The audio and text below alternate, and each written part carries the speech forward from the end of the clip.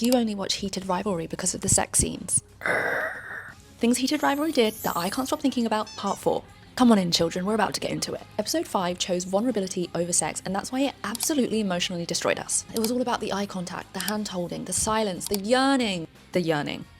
New year, new me? Prioritizing yearning, thank you. When reading the book, I felt that the sexual intimacy is when the emotions leak out, where there are small little moments here and there within the intimate scenes that absolutely tell us emotionally where Ilya and Shane stand between each other. There are so many moments in this episode when they don't touch, but the emotions are louder than if they did. Like when Ilya visits Shane in the hospital, Ilya doesn't immediately reach for Shane. Obviously Shane is high off his rocks, but Ilya is definitely emotionally charged. You really feel his fear, relief, and his restraint because they're in a public place, and then we finally get the hand on freckles moment. There's also the bar scene, Ilya trying to figure out if Rose is still involved, Shane trying to figure out if Ilya is still interested. You can see the eye contact is also communicating that between them. They're able to reassure each other just with looks. They let eye contact do what touch usually does for them. There's also the hotel scene where Shane consoles Ilya. Shane gets on Ilya's lap and embraces him fully whilst Ilya cries. So this is a moment where an intimate scene would normally happen, but it doesn't. I feel like that represented just how powerful their emotional closeness is. And for any naysayers out there, the show absolutely refuses to use sex as a shorthand for intimacy. And I feel like we all should give Jacob Tierney an applause for the way he's written and directed his show, because that line lands perfectly. Oh my god, and don't get me started about the phone call. The fact that Ilya, a somewhat stereotypical Russian man who wears a hard shell and not only struggles with language,